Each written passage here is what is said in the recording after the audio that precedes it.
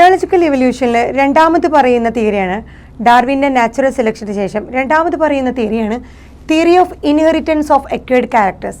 Actually ഈ theory of inheritance of acquired characters എന്നുള്ളത് Darwin തിയറിക്ക് നാച്ചുറൽ സെലക്ഷന് മുമ്പ് തന്നെ പറഞ്ഞിട്ടുള്ളതാണ്.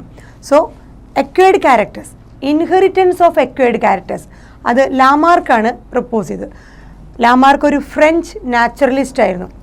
അദ്ദേഹം പറയുന്നത് എങ്ങനെയാണ് ലൈഫ് ഫോംസ് ഫോം ചെയ്തതിനുള്ള അദ്ദേഹത്തിൻ്റെ കുറച്ച് കണ്ടുപിടുത്തങ്ങളാണ്. അദ്ദേഹം പറയുന്നത് ഓരോ ഓർഗാനിസത്തിനും അവർ ജീവിക്കുന്ന ആ എൻവയോൺമെൻറ്റിൽ പുതിയ പുതിയ ആവശ്യങ്ങൾ വരികയാണെങ്കിൽ ന്യൂ നീഡ്സിനനുസരിച്ച് അവരുടെ ബോഡിയിൽ ഒരുപാട് ചേഞ്ചസ് ഉണ്ടാകുന്നു. സോ ഒരു ഓർഗാനിസം ആ ഒരു പെർട്ടിക്കുലർ എൻവയോൺമെൻറ്റൽ കണ്ടീഷൻസിൽ ജീവിച്ചുകൊണ്ടിരിക്കുമ്പോൾ തന്നെ അവർക്ക് എന്തുണ്ടാകുന്നു, വേരിയേഷൻസ് അവരുടെ ബോഡിയിൽ പ്രൊഡ്യൂസ് ചെയ്യുന്നു. ആ വേരിയേഷൻസ് കാരണം അവർക്ക് ന്യൂ നീഡുകൾക്കനുസരിച്ച് എന്താണോ പുതിയ ആവശ്യം, സോ എൻവയോൺമെൻറ്റിൽ ഉണ്ടാകുന്ന ചേഞ്ചിനനുസരിച്ച് ആ ഓർഗാനിസത്തിൻ്റെ ബോഡിയിൽ ചില വേരിയേഷൻസ് ആ എൻവയോൺമെൻറ്റിലെ ചേഞ്ചിനനുസരിച്ച് ആ ചേഞ്ചിനെ അഡാപ്റ്റ് ചെയ്യാൻ വേണ്ടിയിട്ട് അവിടെ സർവൈവ് ചെയ്യാൻ വേണ്ടിയിട്ട് എന്ത് ചെയ്യുന്നു, ആ ഓർഗാനിസത്തിൻ്റെ ബോഡിയിൽ വേരിയേഷൻസ്. സോ വേരിയേഷൻസ് പ്രൊഡ്യൂസ് ചെയ്യുന്നത് അക്കോർഡിംഗ് ടു ന്യൂ നീഡ്സ് എന്നാണ് നമ്മുടെ ലാമാർക്ക് പറയുന്നത്. ഓർഗാനിസത്തിൻ്റെ ബോഡിയിൽ വേരിയേഷൻസ് പ്രൊഡ്യൂസ് ചെയ്യുന്നത് ന്യൂ നീഡ്, പുതിയ പുതിയ ആവശ്യങ്ങൾക്കനുസരിച്ചിട്ടാണ് വേരിയേഷൻസ്. സോ ഈ പുതിയ ആവശ്യങ്ങൾ ഫുൾഫിൽ ചെയ്യാൻ വേണ്ടി ഓർഗാനിസത്തിൻ്റെ ബോഡിയിൽ വേരിയേഷൻസ് പ്രൊഡ്യൂസ് ചെയ്യണം. സോ വേരിയേഷൻസ് പ്രൊഡ്യൂസ് ചെയ്യാൻ വേണ്ടിയിട്ട് ആ ഓർഗാനിസത്തിൻ്റെ ബോഡിയിൽ ഒരുപാട് എഫേർട്ട് ഇടേണ്ടി വരും ചിലപ്പോൾ ആ വേരിയേഷൻസ്. സോ ആ വേരിയേഷൻസ് നിലനിർത്താൻ വേണ്ടിയിട്ട് ആ എഫേർട്ട് എന്ന് പറയുന്നത് പുതിയ വേരിയേഷൻസ് പുതിയ എൻവയോൺമെൻറ്റൽ കണ്ടീഷൻസിൽ അത് സർവൈവ് ചെയ്യാൻ സഹായിക്കുന്നു. അതിനുശേഷം ആ ഓർഗാനിസത്തിന് അതെന്താ പറയുക, ഒരു പെർട്ടിക്കുലർ ചേഞ്ച്, ഒരു പെർട്ടിക്കുലർ ബിഹേവിയറും പെർട്ടിക്കുലർ ഹാബിറ്റുമായിട്ട് മാറുന്നു. ഇപ്പോൾ പുതുതായുണ്ടായ വേരിയേഷൻ. സോ എൻവയോൺമെൻറ്റിൽ ഉണ്ടായ നീഡിനനുസരിച്ച് ഓർഗാനിസം എഫേർട്ട് ഇടുന്നു. അതിൻ്റെ ഭാഗമായിട്ട് ഓർഗാനിസത്തിൻ്റെ ബോഡിയിൽ വേരിയേഷൻസ് ഉണ്ടാകുന്നു. ഈ വേരിയേഷൻസ് ആണ് പുതിയ ചേഞ്ചായിട്ട് മാറുന്നത്. ഇത് ഹാബിറ്റിലും ബിഹേവിയറിലൊക്കെ ചേഞ്ചായിട്ട് ഓർഗാനിസത്തിൽ മാറുന്നത്. സോ നമ്മൾ പറയുകയാണെങ്കിൽ നമ്മുടെ ഫോർ എക്സാമ്പിൾ മങ്കിയുടെയൊക്കെ എവല്യൂഷൻ. സോ മങ്കിയുടെ എവല്യൂഷൻ നോക്കിക്കഴിഞ്ഞാൽ മങ്കിയിൽ എങ്ങനെയാണ് ടെയിൽ ഇവോൾവ് ചെയ്ത് വന്നത് എന്നാണ് അദ്ദേഹം പറയുന്നത്. ടെയിൽ ഇവോൾവ് ചെയ്ത് വന്നത് ടെയിൽ മങ്കിക്ക് ഭയങ്കര നെസസറി ആയിട്ടുള്ള ഒരു ക്യാരക്ടറായിരുന്നു. അത് ഒരു ബ്രാഞ്ചിൽ നിന്ന് മറ്റേ ബ്രാഞ്ചിലേക്ക് സ്വിങ് ചെയ്യാൻ വേണ്ടിയിട്ട്, ചാടാൻ വേണ്ടിയിട്ട് ആ ടെയിൽ അത് ഹോൾഡ് ചെയ്ത് ചാടാൻ വേണ്ടിയിട്ട് ആ ടെയിൽ വളരെ നെസസറി ആയിട്ടുള്ള ഒരു നീഡായിരുന്നു മങ്കിയിൽ.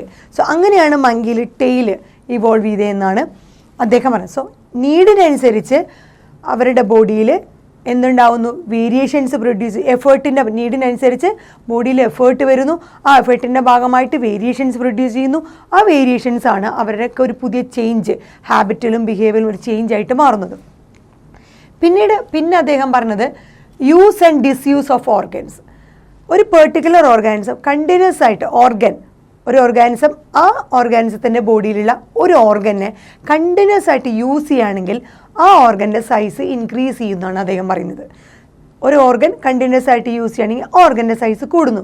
നേരെ തിരിച്ചതുപോലെ ഒരു പെർട്ടിക്കുലർ ഓർഗൻ യൂസ് ചെയ്യാണ്ട് അങ്ങനെ ഇരിക്കുകയാണെന്നുണ്ടെങ്കിൽ കണ്ടിന്യൂസ് ആയിട്ട് അത് യൂസ് ചെയ്യാതിരിക്കുകയാണെങ്കിൽ ഓർഗൻ്റെ സൈസ്, ആ പ്രത്യേക ഓർഗൻ്റെ സൈസ് കുറയുന്നു. സോ നിരന്തരമായ ഉപയോഗം കൊണ്ട് ഒരു ഓർഗൻ്റെ സൈസ് കൂടുകയും നിരന്തരമായി ഉപയോഗിക്കാതിരിക്കുമ്പോൾ ആ ഓർഗൻ്റെ സൈസ് കുറയുകയും ഗ്രാജ്വലി ഒരുപക്ഷെ ആ ഓർഗൻ അവരുടെ ബോഡിയിൽ നിന്ന് ഡിസപ്പിയർ ആവുകയോ അല്ലെങ്കിൽ ഫങ്ഷൻ ഇല്ലാതെ മാറുകയോ ചെയ്യുന്നു, ഫങ്ഷൻലെസ് ആയിട്ട് മാറുകയോ ചെയ്യുന്നു. അതാണ് അദ്ദേഹം പറയുന്നത് use and disuse of organs. അതിൽ വേണമെങ്കിൽ നമ്മുടെ ബോഡിയിൽ വെർമിഫോം അപ്പൻഡിക്സ്, സോ ഡൈജസ്റ്റ് സിസ്റ്റത്തിലുള്ള ആ വെർമിഫോം അപ്പൻഡിക്സ് നമ്മുടെ ബോഡിയിൽ അത് നോൺ ഫങ്ഷണലാണ്. അത് കണ്ടിന്യൂസ് ആയിട്ട് യൂസ് ചെയ്യാതിരുന്നത് കൊണ്ട് അത് ഫങ്ഷൻലെസ് ആയി എന്ന് പറയാം. അങ്ങനെ ഒരു ഇതാണ് അദ്ദേഹം പറഞ്ഞത്. പിന്നീട് യൂസ് ആൻഡ് ഡിസ്യൂസിന് വേറെ അദ്ദേഹം പ്രപ്പോസ് ചെയ്ത ഒരു എക്സാമ്പിൾ എന്ന് പറയുന്നത് ജിറാഫിൻ്റെ ഒരു ഇതാണ്. സോ ജിറാഫിന് അദ്ദേഹത്തിൻ്റെ അഭിപ്രായത്തിൽ മുമ്പ് ഒരു ഷോർട്ട് നെക്കും 4 ലെഗ്സുമാണ് ഉണ്ടായിരുന്നത്. സാധാരണ ഒരു നെക്കും അതുപോലെ 4 ലെഗ്സുമാണ് ജിറാഫിനുണ്ടായിരുന്നത്. സോ ഗ്രാസി ഏരിയയിൽ, പുല്ലുള്ള സ്ഥലങ്ങളിലൊക്കെ അതിനെയായിരുന്നു ഇത് ഒരു ഫുഡായിട്ട് അല്ലെങ്കിൽ അത് ഭക്ഷിച്ചിരുന്നത്. അതിൻ്റെ ഒരു ഫീഡിങ് ഹാബിറ്റ് ആ ഗ്രാസി പ്ലെയിനിലുള്ള പുല്ലുകളായിരുന്നു. പിന്നീട് ഈ പറഞ്ഞ അവിടെ കോമ്പറ്റീഷനും അല്ലെങ്കിൽ അത് കിട്ടാതെ വന്നപ്പോൾ, ഈ പറഞ്ഞ ഗ്രാസി പ്ലെയിൻ കിട്ടാതെ വന്നപ്പോൾ കുറച്ച് കഴിയുമ്പോൾ അത് സ്കേഴ്സിറ്റി, ദാരിദ്ര്യം, അവിടെ ആ ഗ്രാസുകളുടെ ദാരിദ്ര്യം ആ ഗ്രാസി പ്ലെയിനിൽ അനുഭവിക്കേണ്ടി വന്നപ്പോഴും ആ ജിറാഫ് അതിൻ്റെ നെക്ക് സ്ട്രെച്ച് ആക്കാൻ തുടങ്ങി.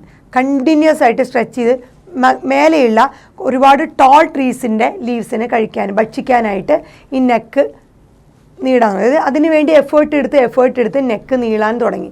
നെക്കിന് നീളം വെച്ചു എന്നാണ് നമ്മുടെ ലാമാർക്ക് പറയുന്നത്. സോ കണ്ടിന്യൂസ് ആയിട്ട് ആ നെക്ക് ഈ പറഞ്ഞ ടോൾ ട്രീസിലെ ലീഫിനെ ഭക്ഷിക്കാനായിട്ട് ഇങ്ങനെ എഫേർട്ട് എടുത്ത് എന്തായി, ആ നെക്കിന് നീളം വെച്ചു. അതുപോലെ തന്നെ നെക്ക് മാത്രമല്ല ഫോർ ലിംബിന് നീളം വെച്ചു. അങ്ങനെയാണ് ഇപ്പോഴുള്ള ജിറാഫിൻ്റെ ഫോമിലേക്ക് എത്തിയത് എന്ന് നമ്മുടെ ലാമാർക്ക് പറയുന്നു. പിന്നീട് പറയുന്നത് ഇൻഹെറിറ്റൻസ് ഓഫ് അക്വയർഡ് ക്യാരക്ടേഴ്സ്. ഇങ്ങനെ ജിറാഫിൻ്റെ നെക്കിന് നീളം കൂടി എന്തിനു വേണ്ടിയിട്ട്, ടോൾ ട്രീസിലുള്ള ആ ലീഫിനെ കഴിക്കാൻ വേണ്ടിയിട്ട്, അതിന് കൺസ്യൂം ചെയ്യാൻ വേണ്ടിയിട്ട് നെക്കിൻ്റെ നീളം എഫേർട്ട് എടുത്ത് മേലേക്ക് പിടിച്ച് അങ്ങനെ നീളം കൂടി. അതോടൊപ്പം തന്നെ ഫോർ ലിംബിനും നീളം കൂടി. അങ്ങനെ ഇപ്പോഴത്തെ ജിറാഫിൻ്റെ ഫോമിലേക്ക് എത്തി. ഇങ്ങനെ ഉണ്ടായ ഈ ക്യാരക്ടേഴ്സിനെ ഇൻഹെറിറ്റൻസ് ഓഫ് അക്വയർഡ് ക്യാരക്ടേഴ്സ് പറയും. ഇൻഹെറിറ്റൻസ് ഓഫ് അക്വയർഡ് ക്യാരക്ടേഴ്സ് പറഞ്ഞാൽ ക്യാരക്ടേഴ്സ് ഒരു ഓർഗാനിസത്തിൻ്റെ ലൈഫിൽ എന്തൊക്കെ ക്യാരക്ടേഴ്സാണോ നേടിയെടുക്കുന്നത്, എക്വയർ ചെയ്തെടുക്കുന്നത്, അതിനെയാണ് എക്വയർഡ് ക്യാരക്ടേഴ്സ്. ഒരു ഓർഗാനിസത്തിൻ്റെ ലൈഫിൽ ആ ഓർഗാനിസം എന്തൊക്കെ ക്യാരക്ടേഴ്സ് ആ ലൈഫിൽ നേടിയെടുക്കുന്നു അതിനെയാണ് എക്വയർഡ് ക്യാരക്ടേഴ്സ്. ഇങ്ങനെ നേടിയെടുത്ത ക്യാരക്ടേഴ്സ് ജനറേഷൻ ടു ജനറേഷൻ കൈമാറുന്നു എന്നാണ് ആര് പറഞ്ഞത്, ലാമാർക്ക് പറഞ്ഞത്. ഇൻഹെറിറ്റൻസ് ഓഫ് എക്വയർഡ് ക്യാരക്ടേഴ്സ്, ആ ഓർഗാനിസത്തിൻ്റെ ലൈഫിൽ നേടിയെടുത്ത, ആ ലൈഫ് സൈക്കിൾ അല്ലെങ്കിൽ ലൈഫ് സ്പാനിൽ നേടിയെടുത്ത characters generation to generation transmit ചെയ്യുന്നു. അങ്ങനെ അതൊരു മോഡേൺ ജിറാഫിൻ്റെ ഫോമിലേക്ക് എത്തിയെന്ന് പറയുന്നു. സോ എക്വയർഡ് ക്യാരക്ടേഴ്സ് ഇൻഹെറിറ്റഡ് ആണ് എന്നാണ് അദ്ദേഹം പറഞ്ഞത്. അങ്ങനെ ആ acquired characters generation to generation കൈമാറി വന്ന് അക്യുമുലേറ്റഡ് ആയി അവസാനം ഒരു പുതിയ സ്പീഷീസ് അല്ല ഇപ്പോൾ നമ്മൾ കാണുന്ന ജിറാഫിൻ്റെ ഫോമിലേക്ക് എത്തി എന്നാണ് ലാമാർക്ക് പറയുന്നത്. എന്നാൽ ഈ theory of inheritance of acquired characters തീർത്തും തെറ്റാണ് എന്ന് ഓഗസ്റ്റ് വെയ്സ്മാൻ എന്ന് പറഞ്ഞ സയൻറ്റിസ്റ്റ് തെളിയിച്ചു. അദ്ദേഹം ഇത് തെറ്റാണ് എന്ന്, ഈ theory of acquired inheritance of character തെറ്റാണെന്ന് അദ്ദേഹം തെളിയിച്ചു.